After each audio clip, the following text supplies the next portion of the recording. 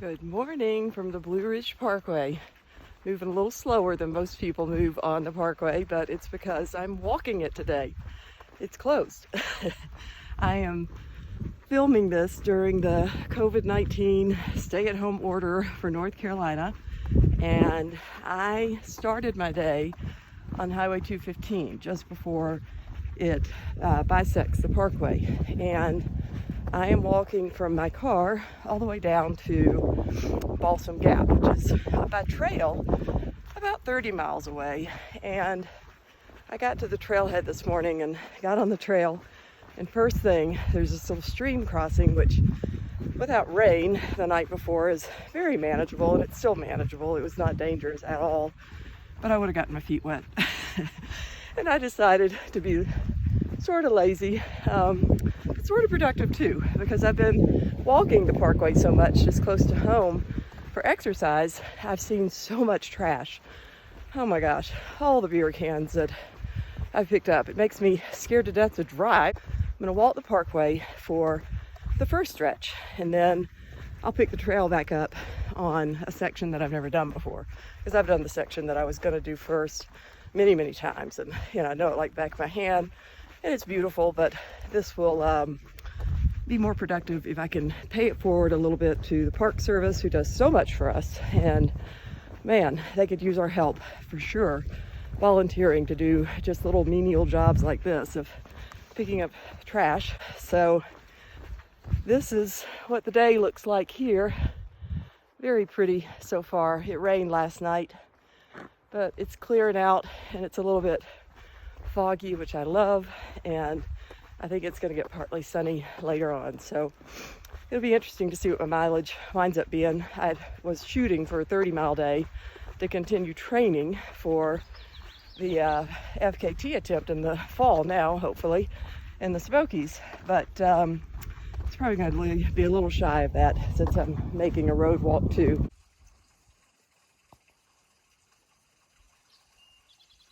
I don't know if you can hear that. That's a little eastern towhee.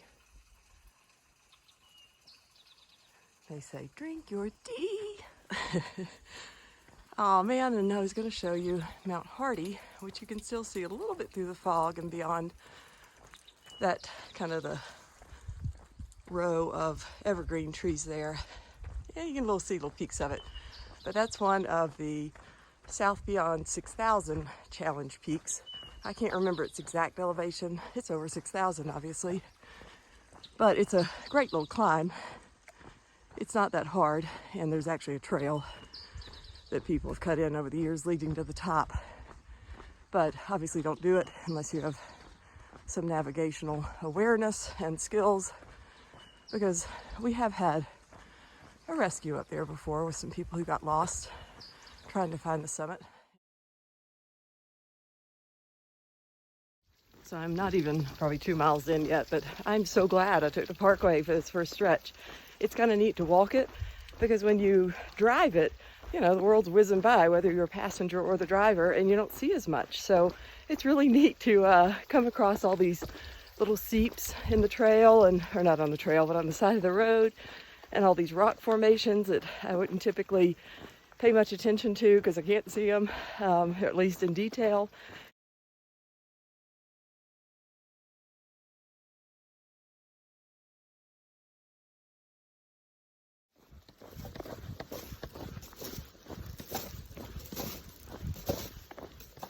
So I'm still on the Blue Ridge Parkway, obviously, but I am now where the MST, the Mountains to Sea Trail, bisects it. And this is my jumping off point to get on the trail to do this stretch that I've never done before, and quite possibly to stay on it the rest of the hike, because my bag is pretty full.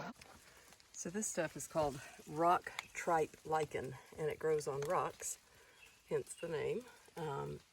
It's actually edible.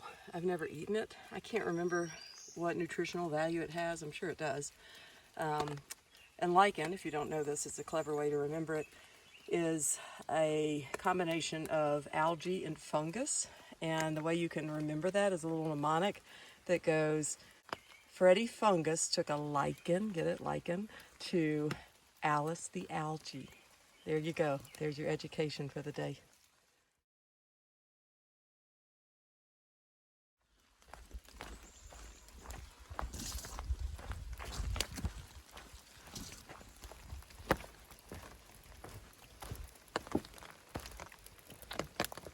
So I want to take a minute to talk about rain and rain protection on a hike.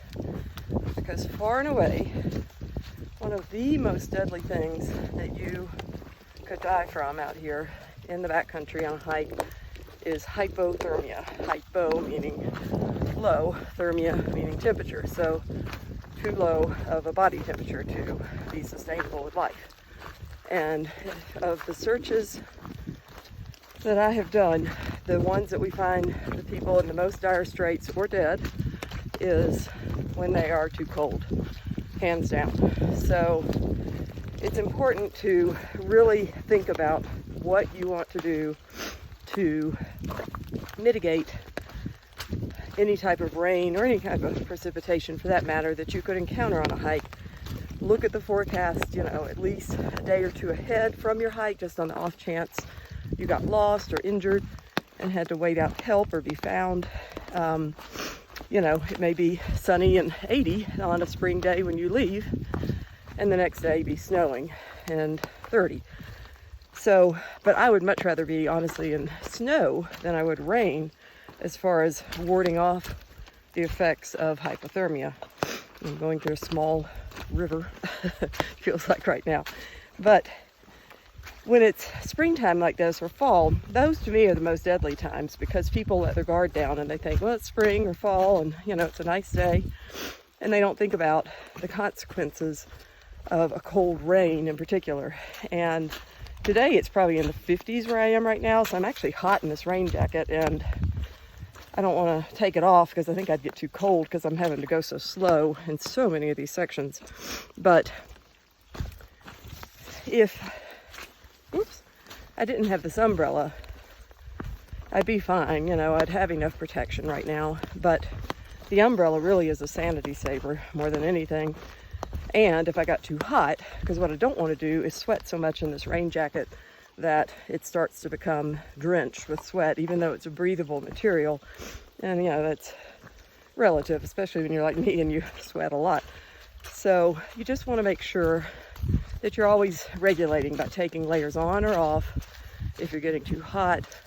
But again, that's where an umbrella to me is so invaluable because it really helps keep you protected if you need to take off some more layers and be more vulnerable in the sense of what you're wearing. Now, if it were windy, I'd put the umbrella up because they're not very stable, at least.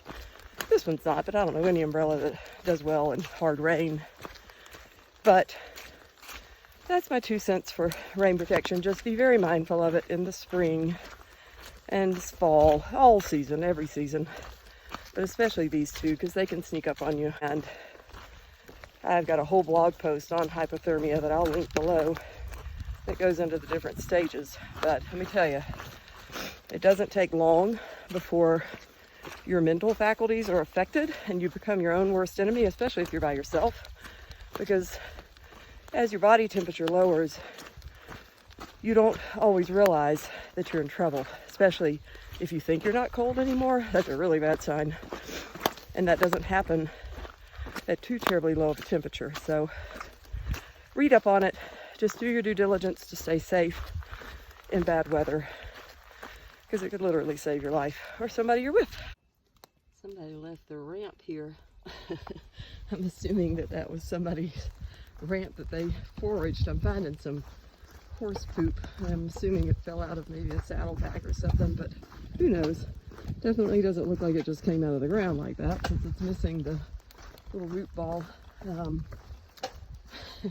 I've got like wind chimes back on the back of my pack with all that trash bouncing around.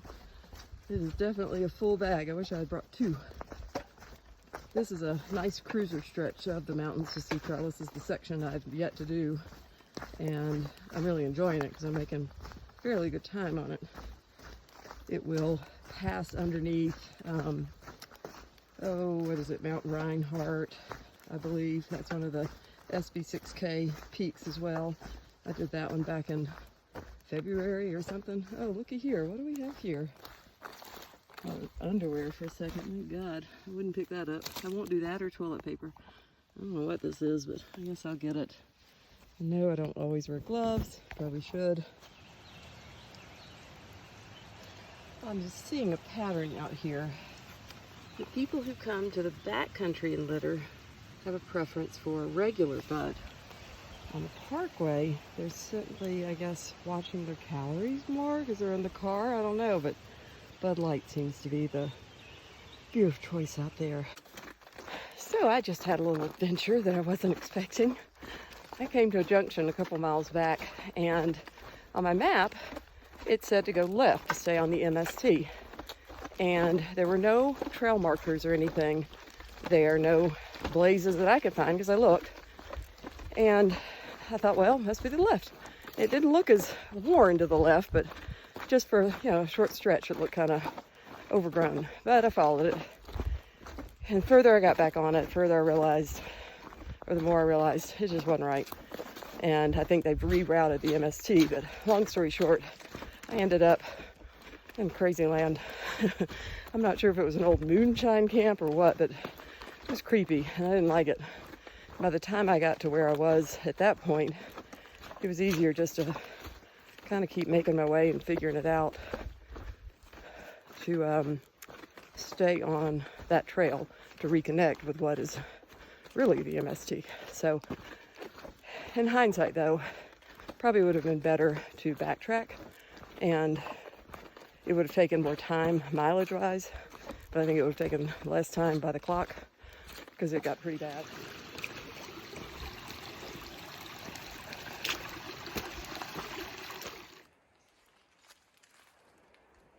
Well, we'll see.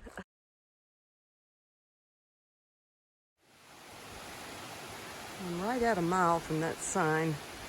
The only thing I can think of is it's these little crossings through here. I mean, they're not sketchy, they're slippery for sure. Slipperier than normal going across where there's water, but maybe the water gets big, I don't know. So if you've ever hiked Gunter Fork Trail in the Smokies, that's what this stretch reminds me of. After those little water crossings I showed you, it turned into this kind of stuff, just these slick roots. This actually isn't that bad, but I didn't video where it was more sketchy. Just a lot of washed out sections of trail. You just have to be slow and methodical. It's a pain. But it reminds me of that, or even the Black Mountain Crest Trail, which is just rugged and kind of gnarly, but kind of fun too. So on that stretch where I got kind of mixed up and on the wrong MST, I guess an old version of it, I found this bag, which was really the trail provides, because I was out of room in my other bag and the cans are starting to rip it on the side too. So it's still chock full, but I just found somebody's glasses case. So I'm gonna take those out. Looks like somebody's been gnawing on them. But the things you find out here can be kind of entertaining.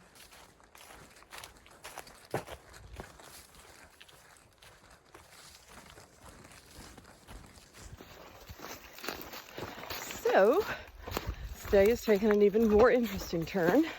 Actually backtracking, because I stopped at a nice little campsite to take my tights off, maybe grab a little lunch. 16 miles in, so over halfway. And looking back at my pack and my little hiking doll, who I tucked away down in there, I thought pretty well, in the back pocket. She's missing. So I can't leave her. It would kill me to think about her not making it back home. She was a gift from my husband for Christmas. And I love this doll. And there would never be a replacement. So I gotta go back and get her, which sucks. The only one who wins in this is my husband, Larry, because it means he doesn't have to drive me back to my car. So you're welcome, Larry, if you watch this. But I have a feeling she's in the jungle. I had to bushwhack through, which sucks even more, because I really don't want to go back there. She might be at a spruce tree that I had to navigate around too. It was huge. I'm hoping that's where she is. It's probably another mile back. We'll find out. So I'm almost to the end of the part that I got so screwed up on with this old trail or logging road. And I was really about to give up hope. But look where she is. Oh, little Lavender May, I'm sorry. But we're reunited. That's all that matters. I know it's so silly to think this much of a doll. And she's in a rain jacket, by the way. Oh, but she's special, and she was worth going back for.